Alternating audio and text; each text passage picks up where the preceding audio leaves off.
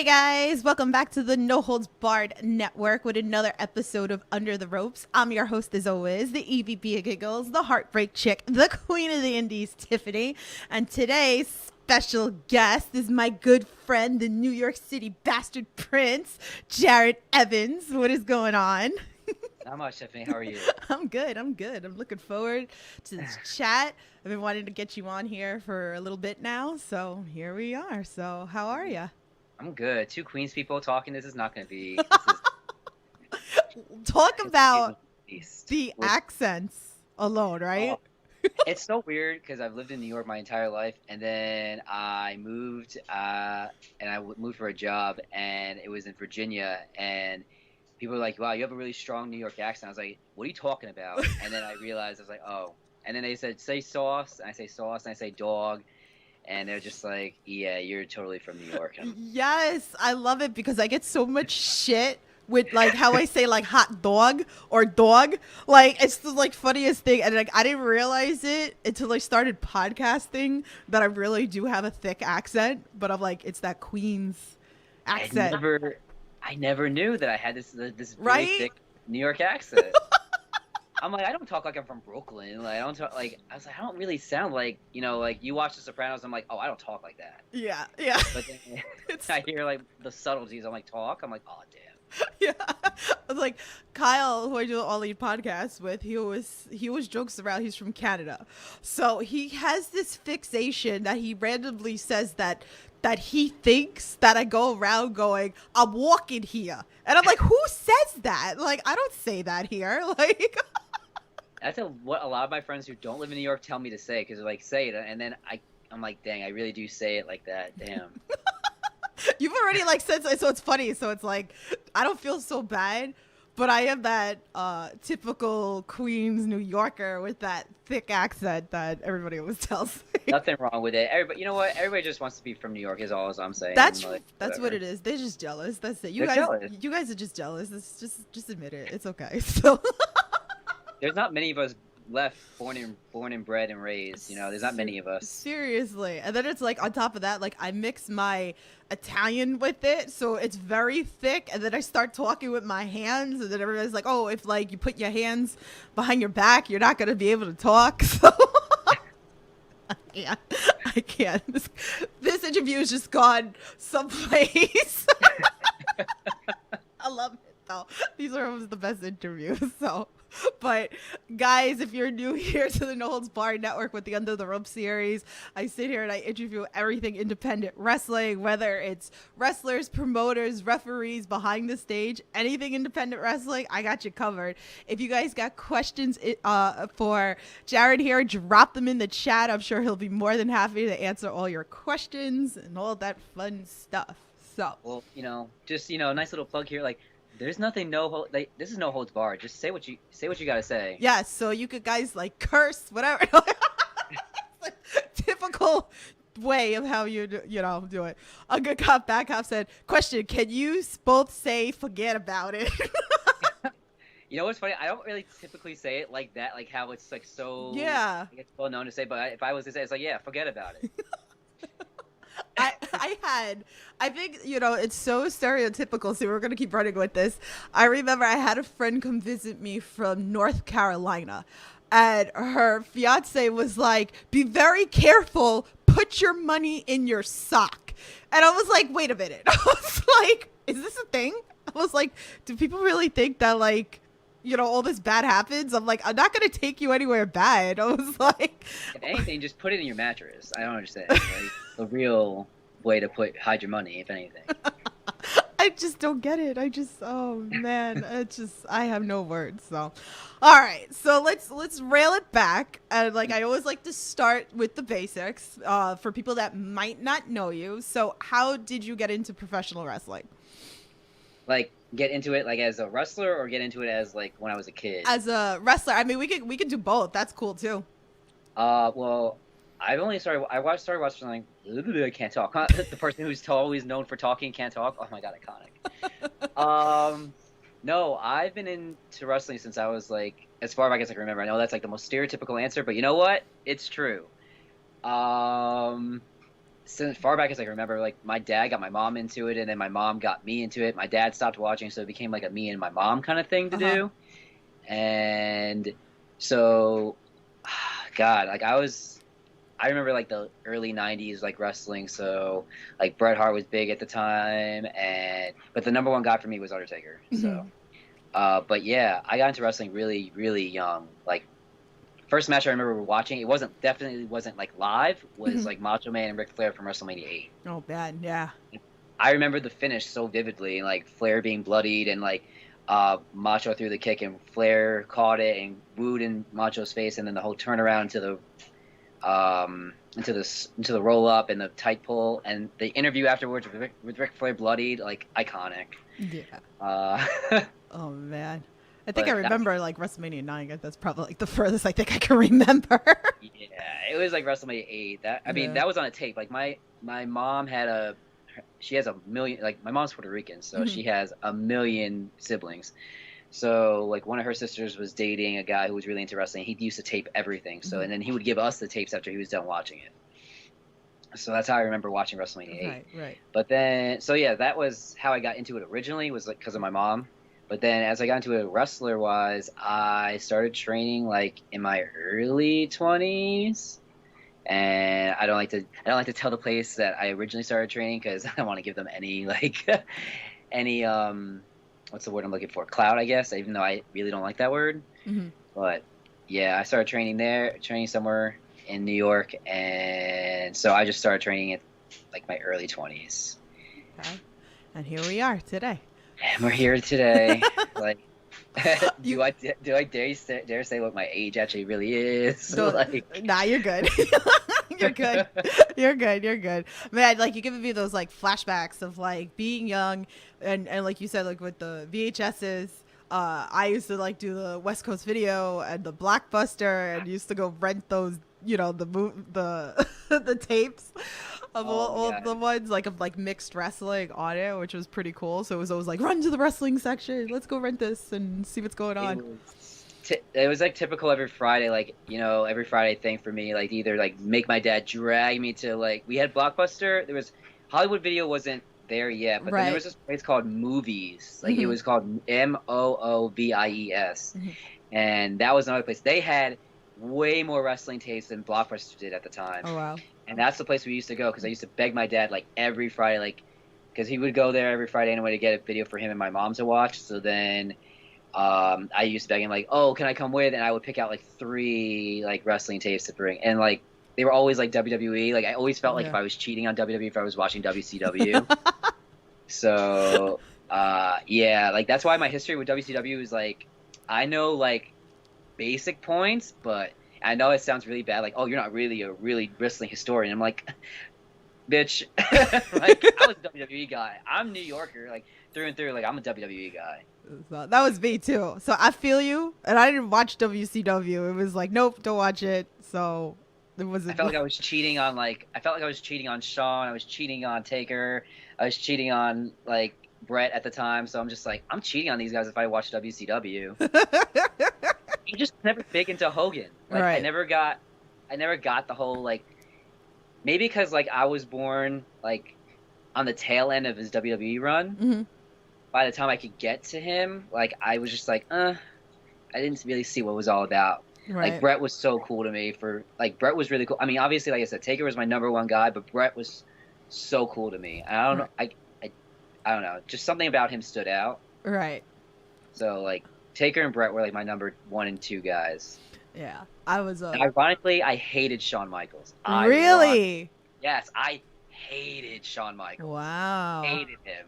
As a kid, I hated Shawn. Wow. Well, this podcast has that novel.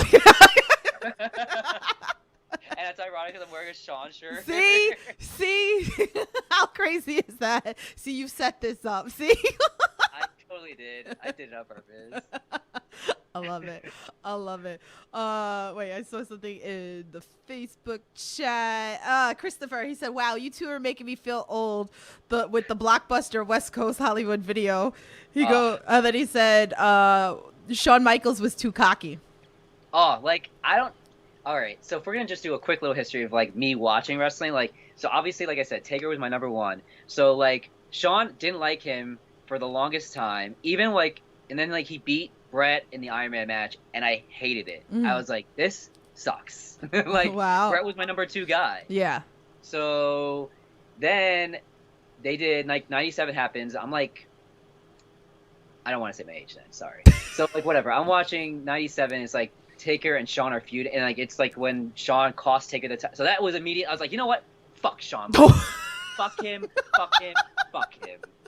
When he cost Taker the title, I was like, you are written off, bitch. We're done. Like we're done. Screw you. Like I hated you before, but now like burn in hell. Wow. I can't right now. I'm so dead. That's great. Oh man, I love it. Okay, let's get off this. Yeah, let's go. Because I can talk about this. Like, Okay, yeah, we got plenty of questions for you. We're gonna put that in the back burner, you know, like whatever, like because I mean I can keep going with it too. So, but we're gonna move on. Okay, so I like to ask this question because I always like to have the wrestler's opinion because I know who you are. I've seen you in matches, but what I like to always ask is, in your opinion, for a fan that's like never seen a match of yours, what is the go-to match that you would tell them to go watch right now? Oh shit.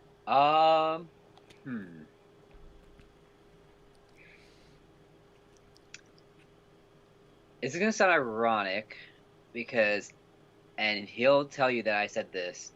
I actually hated this match when it first happened, but now I've grown to love it as a fan. Mm-hmm. It's the Cassandra Cup match with me and Ashton Starr. Okay. And that recently just happened. So it's like ironic because like I feel like I cut my wrestling career in kind of almost like two parts. There was like my 2014 to 2016 little run that I had. So if we were going to talk about that, like my matches with Sunny, which unfortunately like there's no footage of, which is like the matches with me and Sunny Kiss were like the matches I would originally say like go and watch those because those were like that was like two people at the time who were not Sunny was getting known, but like those were the matches that really like really solidified because I brought out something different in Sunny and Sunny brought out stuff that was different in me. So like if we were going to talk about that era, like the matches with Sunny, which unfortunately there's no footage of, and I'm like the matches from like there was this promotion called American Championship Entertainment, Ace, and that's where we had our matches, and those were the best one-on-one matches that we had, and unfortunately there's no footage, which sucks. Oh man. So I would have said those because the storyline we had was just really good, and it was just like two people who had so much to prove. And because Sunny was doing Sunny matches, and then I came along, and I was like, I just brought out an aggressive side in him. So we have a really good chemistry. But if we're talking about like I came back in like 2018 to now, there's a few. Like I said, the match with Ashton Starr, I really like. I grew to like it. I originally didn't like it when it first happened. I didn't like it, and then I watched it back a few times. I was like, I really, this is solidified. This is really good. Then like, yeah. So I guess the match with Ashton Starr is that like would be number one, and then like there's like the scramble I did at Butch versus Gore back in like March of 2020, where I was a part of. It was like a 6-person scramble or 7-person scramble. And I was me and AC Mack in the final two, and that was like a really like top-notch like moment for me. Okay. So those probably those two. Okay. Sounds good. Put it on your list, guys. You can get those on IWTV. There you go. Get on that IWTV-ish, guys. Get on Jerry, it. I just promoted it. Thank you very much. Okay, and this is for Jerry at IWTV. Period. There you go. Actually, I was gonna do this at the end, but Christopher just asked, if I may ask, are you gonna be wrestling in New Jersey anytime soon so I can see your match?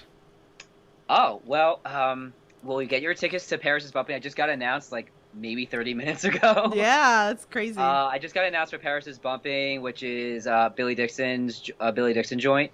So I'm doing that. I just got announced for that, and then I just did a bunch of. Well, this got filmed, so like you can't go to it, but Dropkick got filmed like last weekend. But yeah, Paris is Bumping is the next thing. I want to say July 10th.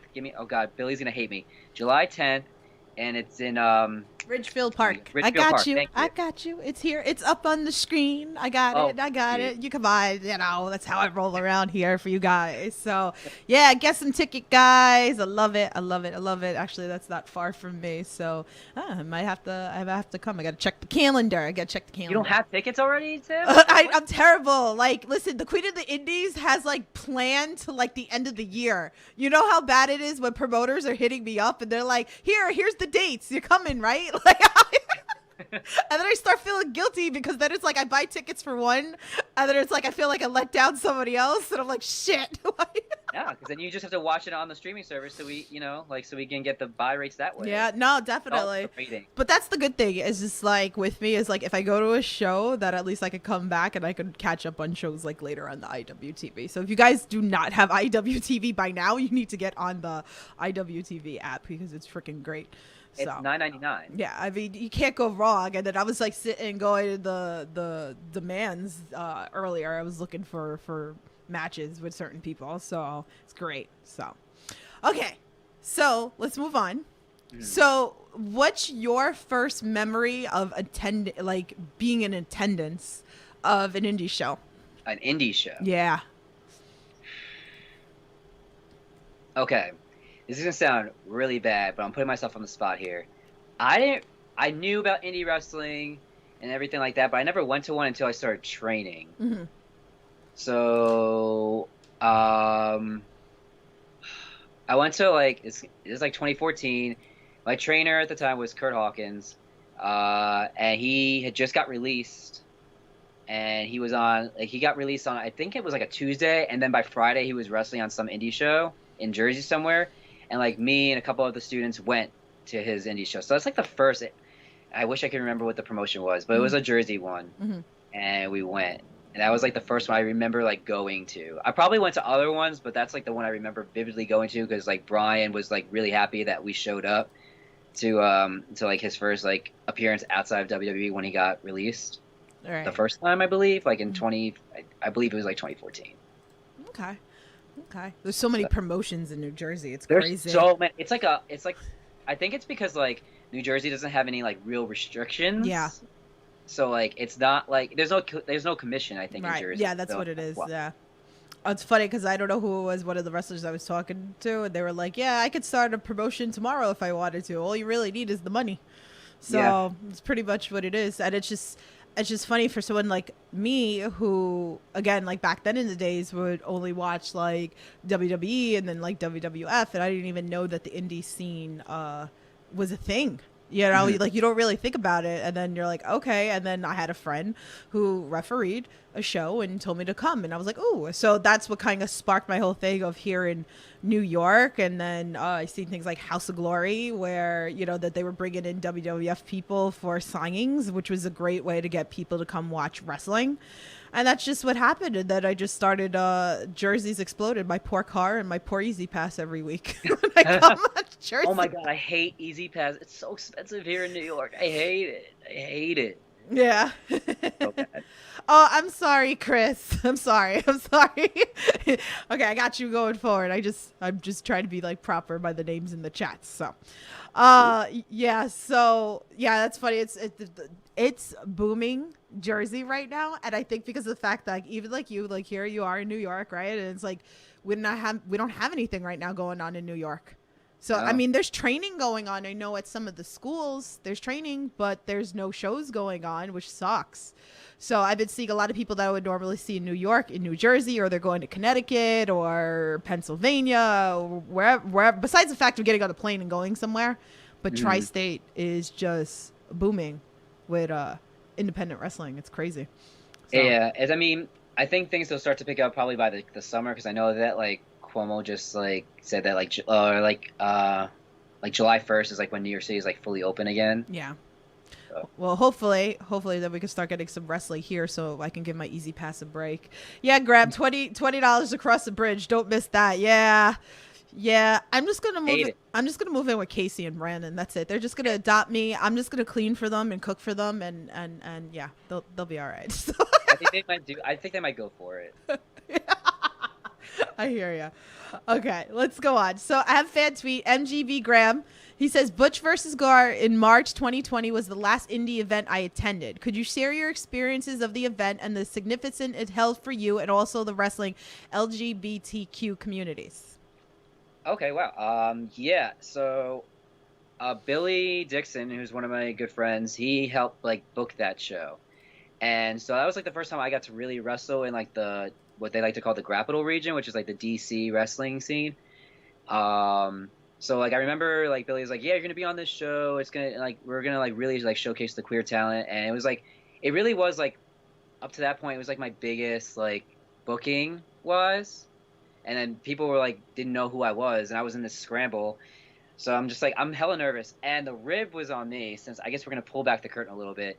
So like Billy was like, yeah, I'm gonna book you in this scramble, and but you have to be a baby face. Right. And I'm just like, oh, that's really gonna set me up for success there. Uh, I'm mostly known as like a heel. Yeah. So I was like, okay. So I was stressed that day. I was hella stressed. Like that was my full experience of like from the minute that we got there because I rode with Billy. From the minute we got there, I was just stressed out of my mind. I'm like, oh my god, I have to be like I'm in this like really big match. I'm in a big. This is like my biggest match in my like I don't like to say career, but like I guess my indie career at the time. I'm like, oh my god, this is a huge like it's gonna be on IWTV. We're live, like, and I'm stressed because I have to be a babyface, which is something that I don't do. Mm-hmm. So I'm like, what if I go through the curtain? My biggest thing was like, what if I go through the curtain and crickets? Like, that was my biggest fear. I was like, great, I'm gonna be really working from the bottom here. So I was stressed that day, hella stressed. Uh-huh. That was my experience, like stressed. But then the minute that I walked through and I got like a nice ovation, I got a decent pop. So I was like, oh, okay. Then I was like, because this might sound cocky or arrogant, but once it comes to like the match part, like I'm good. Like Right. I don't really get too stressed about the actual match. It's like everything leading up to it. Mm-hmm. I get stressed. So my experience that day was like stressed. I talked to like literally 3 people that day. Oh wow. I was stressed. Oh. I talked to Billy, I talked to Effie, and I talked to Faye. Yeah. Aw. And I was like, yeah, I was stressed. That was my experience. Aw. But it meant so much to the community too. So Yeah. I was glad to be a part of it. Like, looking back, like it's like a great highlight for me. Awesome. I love that. I love that. Well, it's funny because I know you and me talked about it a little bit, and actually Chris and Chad said heels are the best, my friend. And see, I agree with that too. Like I mean I have so many different people that come on the podcast. I have heels, I have faces. We've had these conversations about, you know, what do you prefer? Clearly, obviously you prefer being a heel. I think heels are more entertaining because I feel like it's telling more of a story than a face would. I like to heckle everybody because I'm terrible. I get attacked all the time. It's great. But I think it makes it more entertaining for you guys. But like, what's the best part about playing a heel for you? I literally could just okay. It's basically just being myself dialed up. Right. Like, I've been told a million times, like, this right here is the epitome of being a face. Like, you have the most, everybody tells me, like, you have the most punchable, hateable face. And when I first got into wrestling, my trainer, you know, when Brian told me that, I originally took it, like, offensively. And I was like, damn, like, I'm really that unlikable?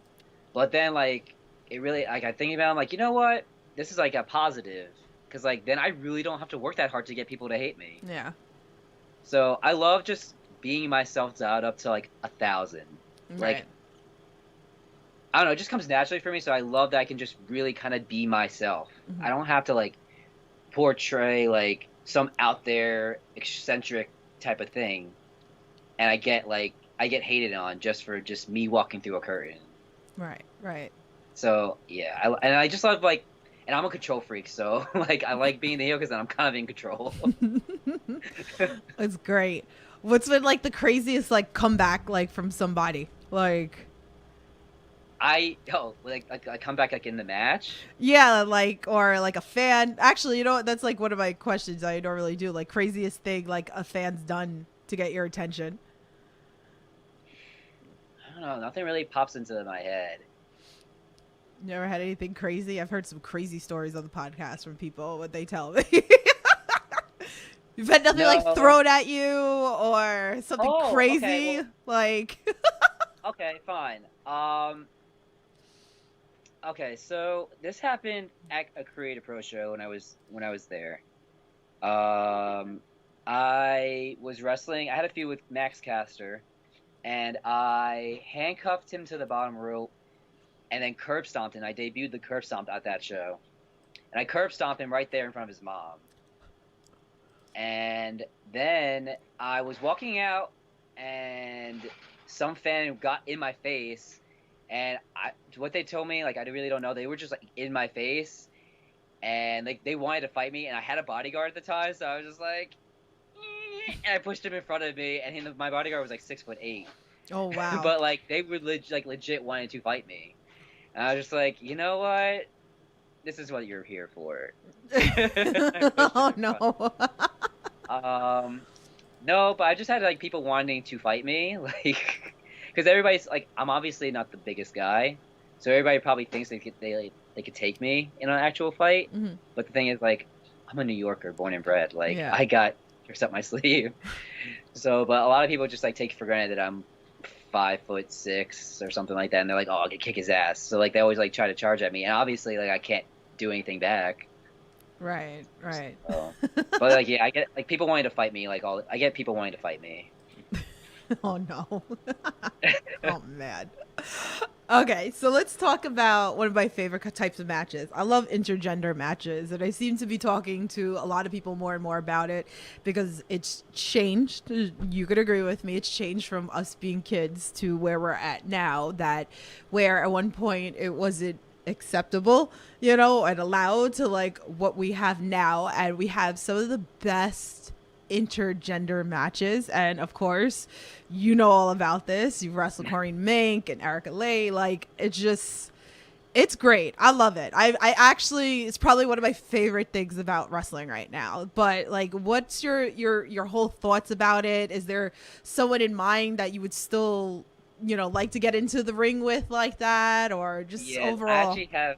I'm not really big on like the list of wrestlers to work, but I have some people. And then as far as like my opinions on intergender wrestling, back in the day, if you would ask me, I'd be like, you know what, I'm not against it. Like, I was never against it, but it really wasn't my thing back in. I was like, I'm not too sure, because like it was really like a niche thing, and they were like, you have to wrestle as if like it's a girl. Like, if you do the same intergender, like this typical intergender storyline is like, I'm a guy, you're a girl, right? I can't punch you. Like, it's just like, it's tiresome and stupid. Like, and there's just, because if we're gonna hit on the nose on the head here, or if that even was a phrase, I think I just made that up, but whatever. I'm like I said, I'm 5'6". Like, a lot of the girls are either my size or even bigger than me. So like, that's the beauty of intergender wrestling with me, is that I don't have to abide by these rules of, I'm a guy, right, you're a girl, I can't punch you. Like, we're basically almost the same size. So it's basically just wrestling someone my size, where I actually don't even have to go above and beyond of wrestling a big guy. Because usually 9 times out of 10, my opponent's usually bigger than me, and I gotta wrestle like a small guy, big guy match. But with a intergender, I can wrestle like we're, lack of a better term, like we're equal. So I've really come around, like and there's a lot of women I want to work. Like Trisha Dora is like one top of my list. If like I had a list, Trisha Dora is like up there. God, there's like, it's so funny because like when you get asked questions and then you blank out. Yeah. But like Trisha Dora's number one. She's unfortunate she retired, but my wrestling mom Faye was like on that list. Yeah, I know. Yeah. Jordan Blade is another one. Oh yeah. I've wrestled Erica Lee so many times that I just need to shake her off my leg. Yeah. Like I just can't seem to get rid of her. Through all of 2020, it seemed like I was always booked in a match with Erica Lee. Like, she was somehow always in my match. Right. That's good. All right, so you have to put Casey on this list now. Yeah. Like, seriously, like. I just met Casey Cattell this past weekend at Dropkick, and it's just like it's so funny because she's heard stories about me and I've heard stories about her, and then we finally met and we're just like, oh my god, we know each other but we've never met. I'm like, she's like, I'm glad. She actually told Corinne. She was talking to me. She's like, oh that's that Jared, and I was like, oh, period. Oh man, this is great. Yeah, so put Casey on the list, like big time.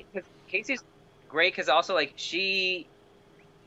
again, I don't have to tell the stereotypical guy-girl story with her. Right. So I could wrestle Casey, and because we're roughly the same size, like I don't have to do stereotypical male-female wrestling. Right. Angelus Lane. Oh yes. Angelus Lane, another one. Yeah, that's a lot. I'm trying to give all my friends like the rub here, even though like all you guys. You know, if I didn't mention you, all you guys. There's definitely so many more.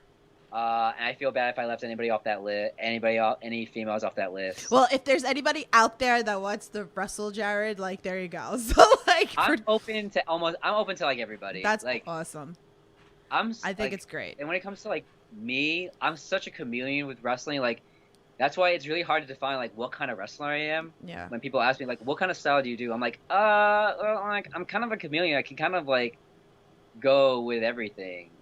See, I like that. And I adapt. See, I think that's great to have that. I've had deathmatch wrestlers on, right? Like, especially, I'm going to bring up Alex Colon. I had him on the network, and we talked about it. And then right before he came on for the On the Rope series with me, we talked about he had a match. I forgot who it was with because this was a while ago. And it was like a technical match, right? And everybody knows like Alex Colon is this deathmatch wrestler, right? But we talked about this into depth that everybody is trained basic, right? Like you go into your basic training, right? And then like you're pretty much like evolving and you're doing other stuff, but people forget that these deathmatch wrestlers can actually wrestle technical or something else. So someone like me who could appreciate, okay, cool, like maybe you are just a technical wrestler, but then you get into the ring and doing an intergender or death match or high fly or whatever it is that you could adapt to it. I could appreciate that more because I think sometimes it's like there are those wrestlers that they just do the same 5 moves and it gets boring after a while. Oh, for sure. So I mean, don't get me wrong, I have my moves that I will get in my match. Right like, of course but it's all about like the spots and how you get to them and changing them up so that they're not always in the same spot and you don't get into them the same way. Right. That's just how I like to do it. Also, Alley Cat. Yes! Yes! Like, I got into Scramble with her, but we barely touched, and I was like, dang, like, what the hell? All right, put it on the list. I have a list of husbands. We're going to make a list of intergender matches for you. Oh my god, not the list of husbands. Oh, my husbands. I feel like I should be asking like everybody that comes on here, like their top 3 list the husbands and their top 3 list the wives, like pretty much. Do you want to give me one or like what? Like husbands? Yeah, husbands or wives or whatever, or you can do a combo. Give me your top 3. Like people wrestlers. I gotta get you in trouble. Are we talking like people who I want to work, or is it people like No. We're talking like dirty stuff here. Dirty stuff. He's like, I'm done with you right now. I have to behave. Okay, we're behaving. That was the. I'm sorry. I have to behave. That was fun. Okay, we're behaving. I wanted to have a little bit of fun. I don't really like. I'm letting my. Actually, you know what? I'm letting my mother Faye down by being like too wholesome. Oh. So, God, what's the odds that he's even listening to this? But like. I don't know, Daniel Garcia, I guess. There you go. See, I like that one. See, perfect. Okay, now we'll move on so we won't embarrass you anymore. That's gonna be a thing now that I'm gonna do to everybody. I just realized I just met him in Tampa, and like now it's gonna be like so awkward, and just like, dude, like. Nah, he's beautiful. Stop. But no, he's such a nice guy, and honestly, like besides whatever, but like I really want to work with him, like, like even before like he started really like being on the come up, like I saw like his like. Stuff from like when he was doing things in Buffalo, like just starting out. I'm just like, this kid has got something, and I would like when I see somebody like I think of like, oh my god, I could do this, that, and this with them. Mm-hmm. So it's like, I just, and the only other person I've heard like professionally wise that talks like that is like Edge, and I'm just like, am I like trying to be Edge now, or like I see somebody, I'm like, I could do this, that, and this with them, and it was the same thing with like somebody like Matt McCaskill, who I've seen a million times. I'm just like, I could do this, that, and this with them, and I wanted to, and like I just get ideas, No, and I that's have to like good. write them down. Otherwise, I'm like, I scatterbrain. No, that's good though. That's like really, really good. No, I enjoyed to hear that. Wow. Um, okay, so let's talk Dropkick Depression, right? This is a Yes. promotion I love very much. I've been there. It's been fun as hell. I can't wait till they open back up to the fans. We just had a taping. I'm waiting for it to come on the TV because that's going to be the first thing that I'm like turning on when it happens. So I'm excited because all my favorite people are there. Well, the Casey's there, Brandon's there, G Raver's there, all the people that have been on the network, guys. As you see, Marcus Matters was there, Chris Bradley. There's so many great wrestlers. So again, I'm really looking forward to that. If you guys definitely check out Dropkick Depression. So, you know, they had a bunch of sponsorships for wrestlers, which I thought was great, but can you give us like a little snippet? Like, what can we expect? Let's see here. What's something I can do without Tara getting mad at me? If it's too much, we don't have to talk about it or whatever. I know that I don't think she'll get mad at me saying that we did a double taping. Mm-hmm. So there's 2 shows that got done. Are we gonna get it like soon? Like, okay, how about that? Is it supposed to come out soon? That's a good question. She didn't tell us, but I'm pretty sure it's gonna be coming like really, really soon. Mm-hmm. Like it's gonna be. I think within the next like month. I think like June, if I'm not mistaken, Okay. is at least one of the shows coming out. I can't say what. I wrestled one match on one show, and I can't give it away what Okay. I did. But on another show, I got to wrestle one of the H2O students, and I was like, I mean, who am I? Like, who am I to say that I was impressed? Because like, who am I really in the scope of wrestling? Like, who am I? But like, I was like, Tara told me like, okay, I'm wrestling Reed Walker. Mm-hmm. So good. And yeah, he's so good. So but like, I good. never heard it. Like, not to be like a dick. Yeah, I just no. never heard. You know what I mean? Like, I get it. there's There's so a lot many of like, wrestlers. young up and comer like students that are just like I can't keep track of them all. Yeah. No. But like, so Tara's like, oh, you know, you're gonna work a match with Reed Walker. You're gonna wrestle Reed Walker, and she's like, he's really good. And I was like, okay, well, how long has he been wrestling? Like, how many matches? And she told me like, oh, 20, 25 matches. I'm like, and then in my head, I'm like thinking, okay, well, if he's really good for 20, 25 matches. Right. No, this kid's really, He's kid's good. like really good, like Yeah. phenomenal. Yeah. He just won the Wrestle Cup for H2O. Wrestle Cup 2. Yeah. Yeah. Oh, okay. Cool. Yeah. So like he's really good, and I really like that match with him. Yeah. So yeah, that's one to look forward to. I'm really looking forward to it. So I wish that was like open because my butt would have been there with streamers. As you guys know, I've been working with a lot of the H2O students lately and the vets, which has been great. So definitely check out those interviews, guys, on the No Holds Barred Network too. But I got to get Reed on. I'm slowly working each kid. Marcus Matters was there. So I'm looking forward to watching that. I saw pictures and I saw like a lot of wrestlers were saying a lot of wholesome things on Twitter about the environment, which was nice. So I think that got me excited too. I'm really like looking forward to it because I know it's a fun environment to be there as a fan and to watch like the fun. And I've watched conga lines going on in the past at Dropkick Depression. I've watched the Macarena be done by referees. Like, yeah, so it's just a fun, great promotion. So if you guys haven't, It's really fun. yeah, I had a lot of fun doing it. Like it was really positive environment, and I can only imagine it was really cool and really fun to be with just like us there. I can only imagine what it would have been like with actual like fans to be there. Yeah. It's a good time. Graham Max in chat, did you sign a poster? I just signed up for the Indigo signed poster in the last hour. I did sign one. There you go. I signed them. Well, we had a whole lit. We had a whole line, I guess, of posters. So I signed every. So if you get one, you'll have me. There you Like, go. Yeah, I love like when a lot of shows do that when they leave them. If you get like the front row or whatever, that they leave it on the chair. Yeah, GCW is really big on that. Like I signed every time I'm at GCW, like I'm always usually like the one I like. Maybe I'm the Miz. You know what? It's so funny. Like maybe I'm the Miz of indie wrestling, where like I'm just like, I'm down to do whatever. I'll sign whatever. Yeah. Whatever you need to do, I'll do it. Nice. And maybe I'm also the Miz because like everything I seem to say like kind of rubs people the Maybe I'm gonna be like ostracized to like the like broom closet soon, I guess. I don't know. Okay. I want to talk Tampa now. Okay. I love the collective. It was great. Again, I wish I was there, but I was watching all you guys. I had 2 TVs on in my living room. I was watching Fight. I was watching IWTV. I didn't want to miss anything. I love all you guys. You guys are kicking ass. Special show for me was the Tony Depp and Bierhaus show. So you were at a scramble, which was great. We're our favorite Joey Silver and Eric Corvus and the Whisper is just like, oh man. So let's talk about that a little bit and what else sticks out to you with Tampa. I loved Bierhaus because like it was like the show that I worked my ass to get on. Like Tony. So originally Tony Depp had an open challenge for a promotion that we're not going to mention. Right. And so he ran a show in place of that promotion, and so he was doing an open challenge. So I was like, you know what? I'll keep doing promos.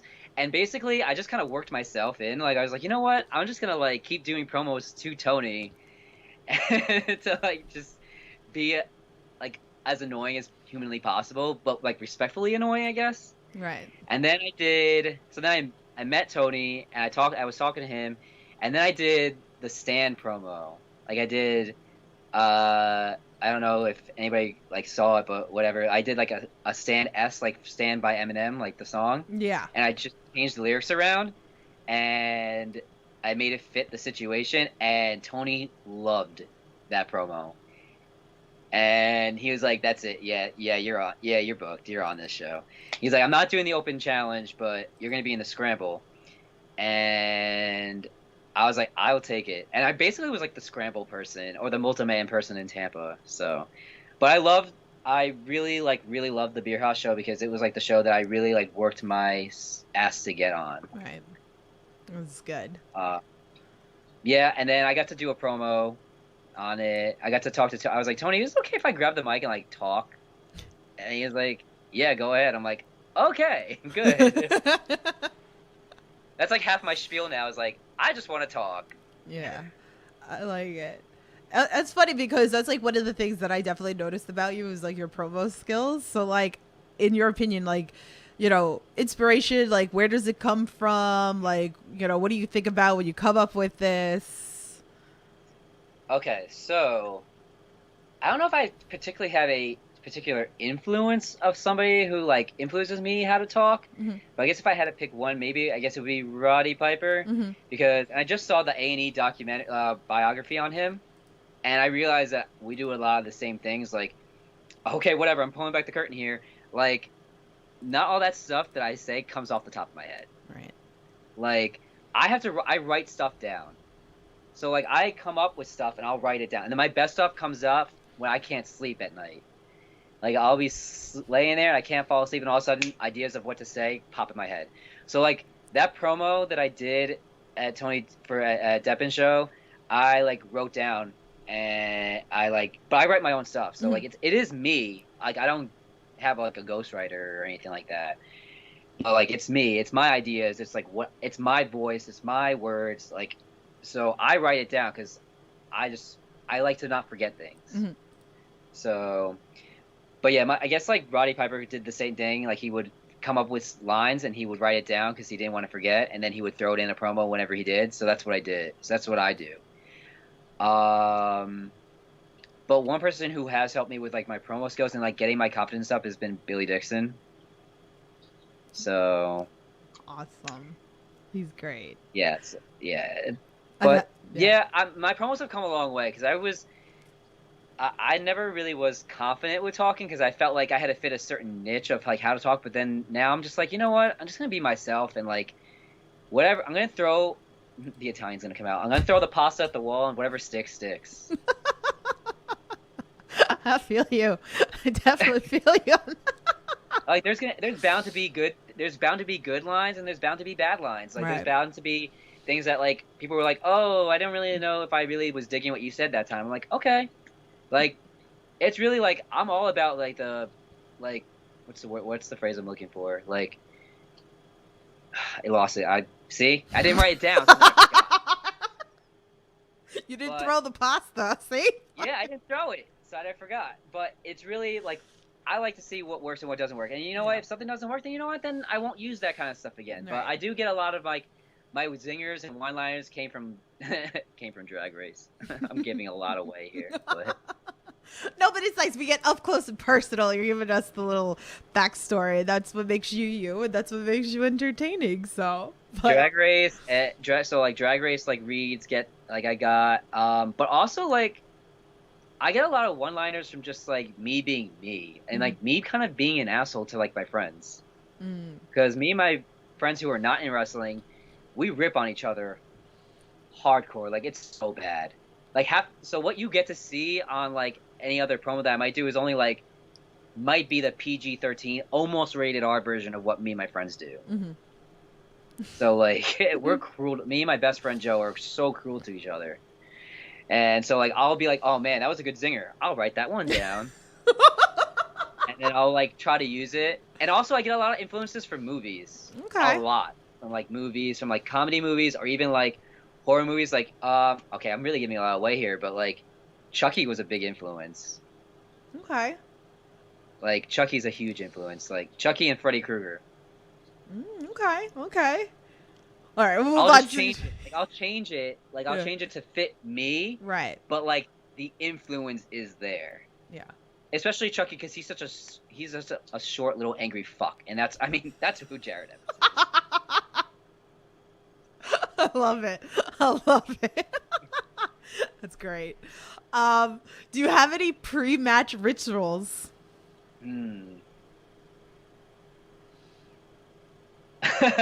It's not really a ritual, but it happens every single time. I always feel like I gotta take a shit.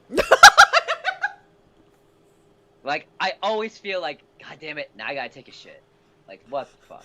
Like every time, like right before like my match happens, like it just happened at Dropkick too, where I was about to go through the curtain, about to like do something, and I'm like, fuck, I need to take a shit. But then it goes away the minute I walk through the curtain. So I'm like, it's obviously it's a nerves. phantom shit. Yeah, it's the nerves. Phantom. It's I'm done. Like I'm dead. Like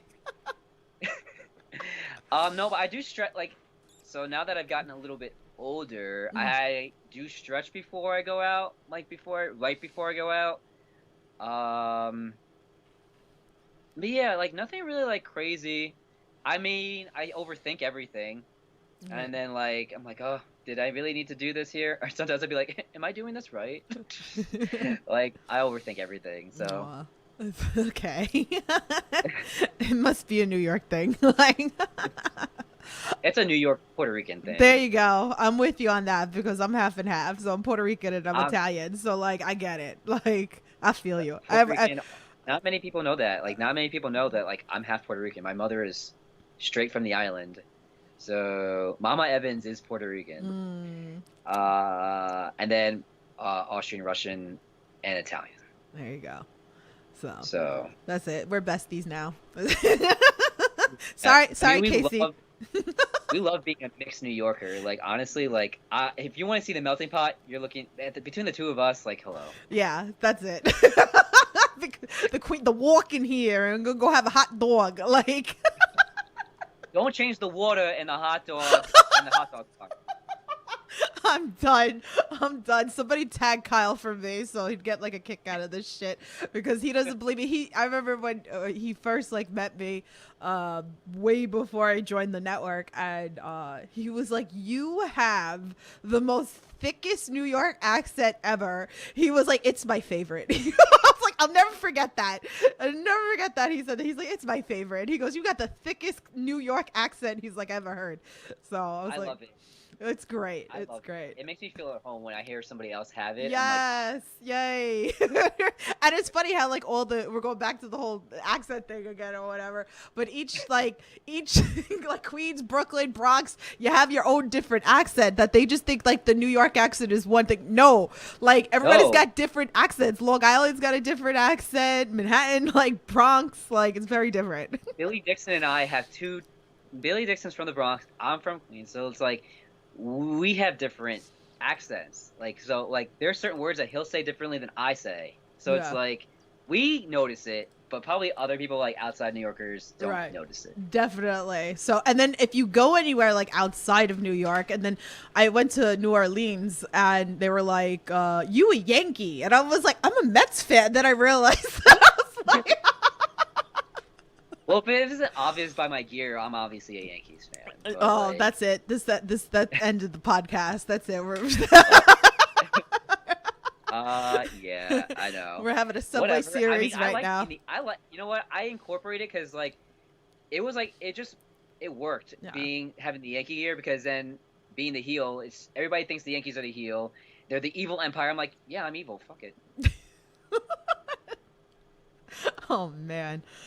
Anyway, so what do you like to do when you're not in the squared circle? Think about wrestling.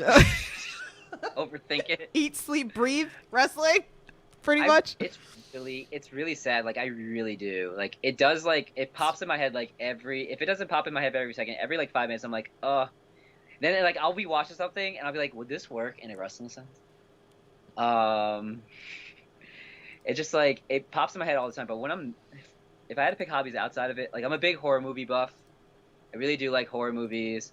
Like if so many people weren't doing a horror gimmick, I probably would have tried to work a horror gimmick. But so many people do it now that like it wouldn't be, not that saying that I'm so original, being a cocky, arrogant guy from New York. Like I'm so original, but like I would do a horror gimmick if I could, but I feel like it's kind of like a pigeonhole, Right. and some people do it really well, and some people do it really not so well. Yeah. So I don't want to like. I also don't want to step on too many people's toes. Like I want to be myself, but that's why I incorporate a lot of like Chucky and Freddy Krueger lines kind of work their way into like what I say, because that's my way of paying homage to that. There you go. That's a good way to do But, it. yeah, I'm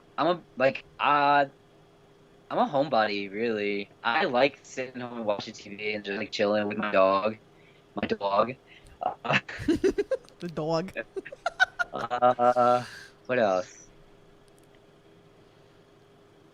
Yeah, that's basically like I'm like it's so bad. Like I do think about wrestling a lot. I think about wrestling like too much, where it kind of almost makes me sick. But yeah, horror movie buff. I'm trying right now. I'm in the process of like trying to clean. So that's become a hobby now.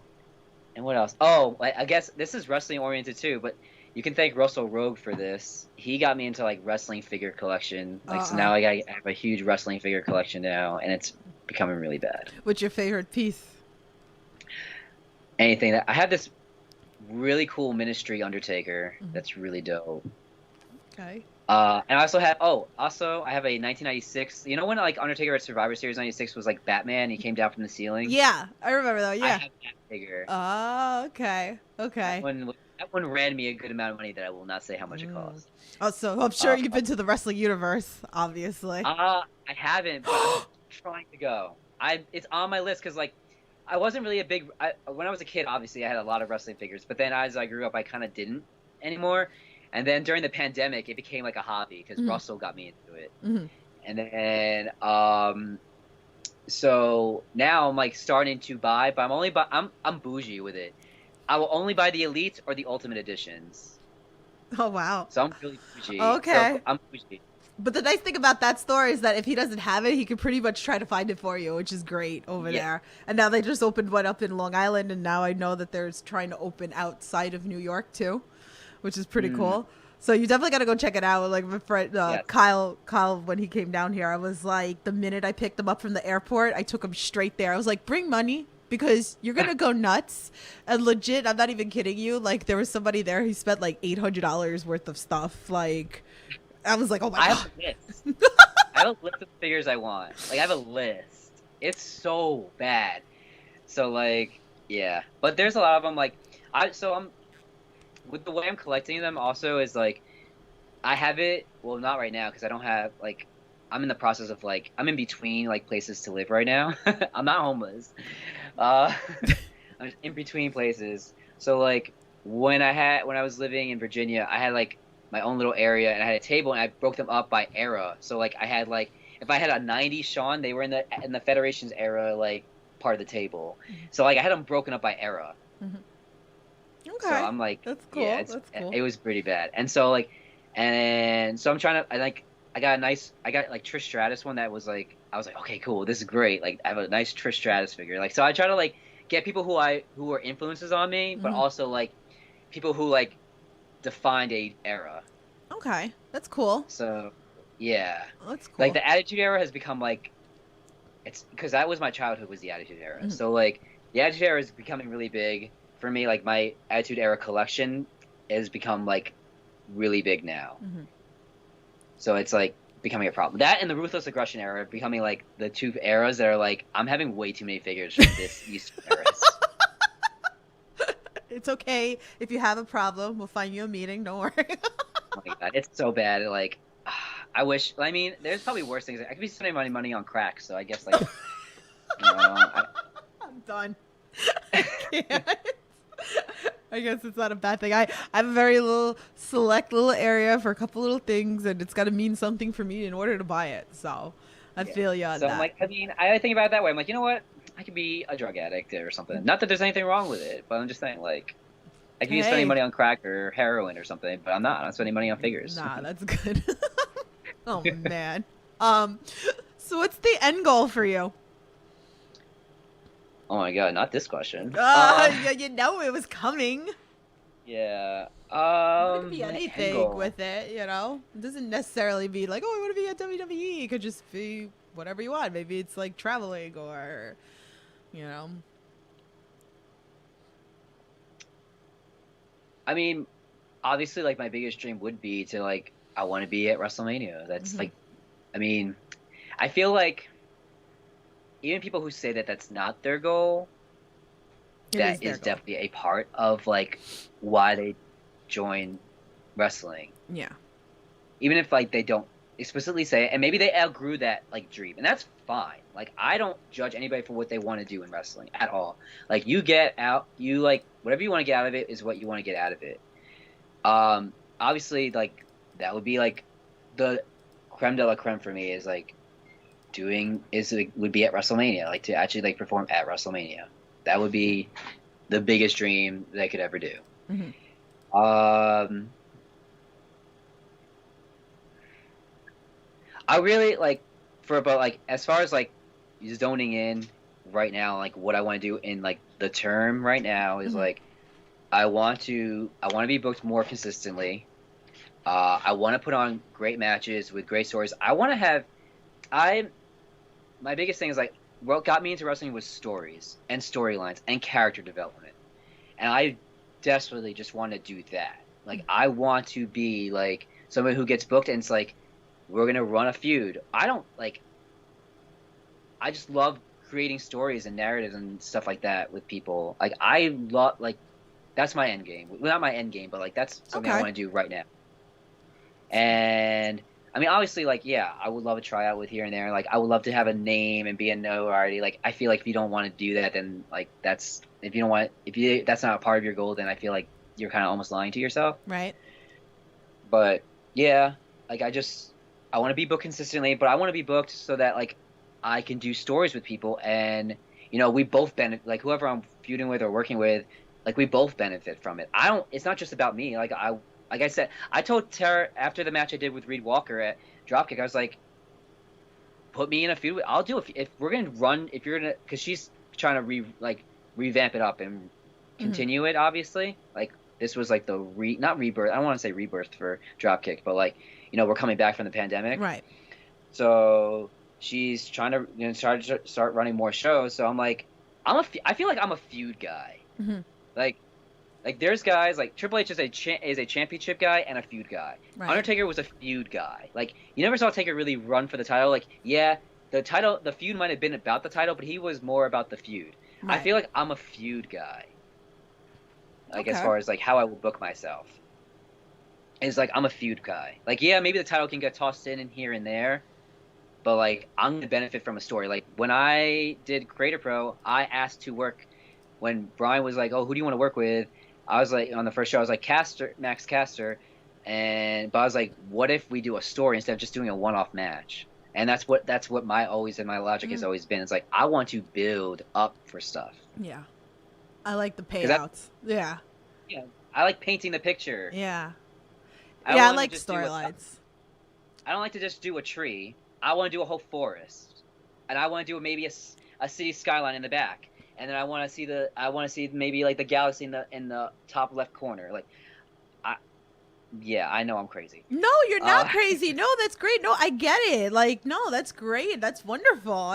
It's like, nah, don't ever doubt yourself. That's great. I love that. Like, and I hope we get that with Dropkick, and I would love to see a continued feud with Reed. So Yeah, again, I'd love to do. Like I already said, I was like, Tara, if you want to do feuds and you want to do like storylines, like I'm your guy. I'll take Reed any day of the week. Like it's fine. Like I'll do that with him. Like there's a lot of people that were at Dropkick that I was like, oh, I could do this, that, and that with them. Yeah. I'm like, and I'm just like, you got to stop. Make my head spin. Make it happen, guys. Like, make it happen. I'm all for it. So, no, that's great. That's great. So, I have one final question for you. If you guys have any more questions, drop them in the chat. So I always like to finish off with this. To all inspiring amateur wrestlers out there, what's a piece of advice that you would give them? Work hard. Listen. And but when you're listening to people, make sure you're listening to the right people. I know it's not gonna click right away, like who the right people are. But like, you gotta think of the source, and like maybe like when you're first starting out, you're gonna just take what everybody says to you and like process it and try to make everybody happy. Excuse me, but and this goes for life too. You're not gonna make everybody happy. Mm-hmm. So just like I said, work hard, bust your ass, but like take criticism but like never just brush somebody off. You know what I mean? With like even if like that person maybe doesn't know what they're saying, still like take it because you might be able to still learn from it. Okay. And as far as like in-ring work, slow down. Something I need to still do. But yeah, like I have a hard time with this too. Is like, don't get discouraged. I'm such a but I'm a perfectionist, and it's really bad.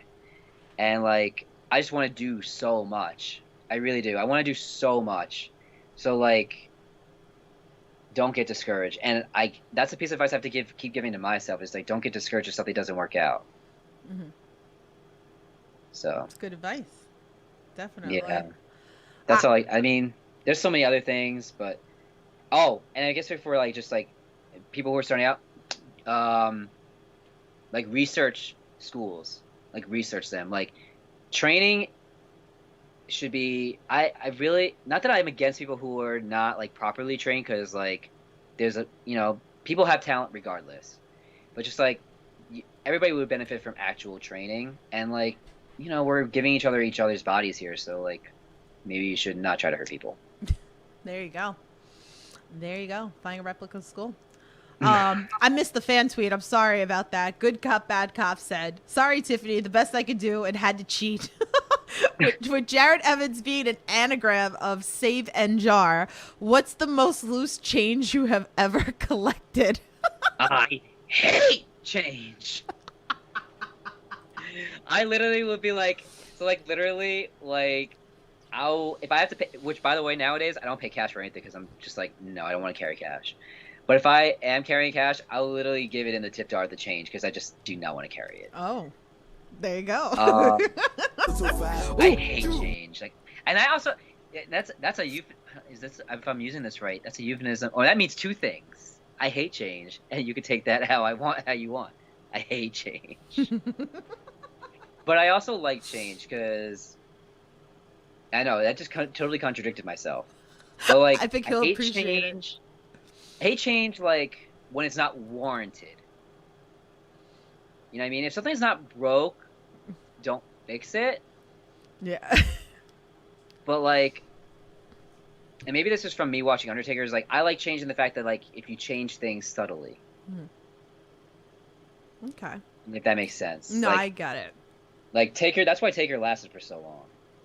was like because he constantly changed. Yeah.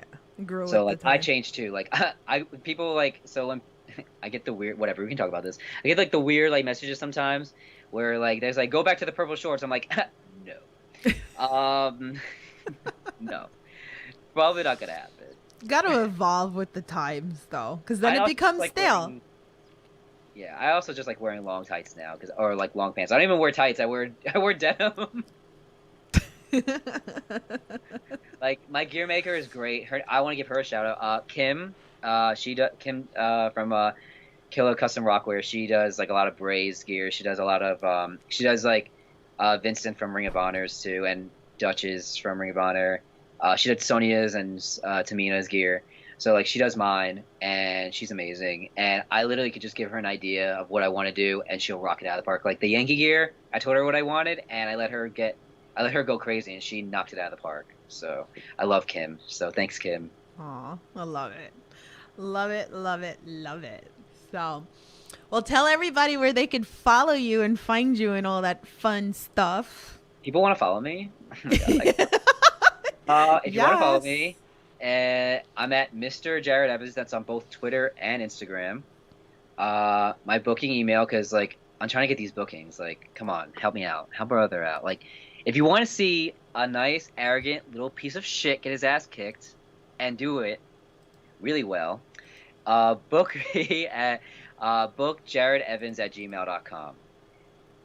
And let's see here, what else? Oh, and like as far as like the two, like I have a couple things coming up. So that was that your next thing, right, Tiffany? Yes, yes. I have Paris is Bumping coming up on July 10th. I just got announced, and sponsorships are available for me. And like, who wouldn't want to sponsor this amazing face? Like, hello. Yes. Sponsor.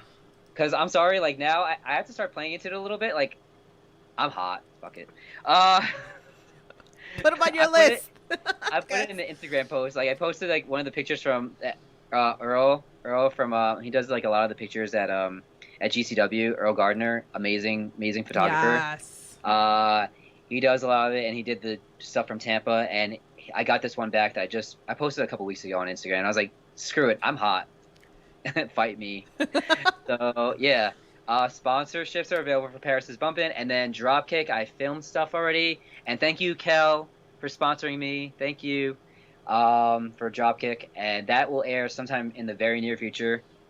We did a double taping, so there will be 2 shows airing soon.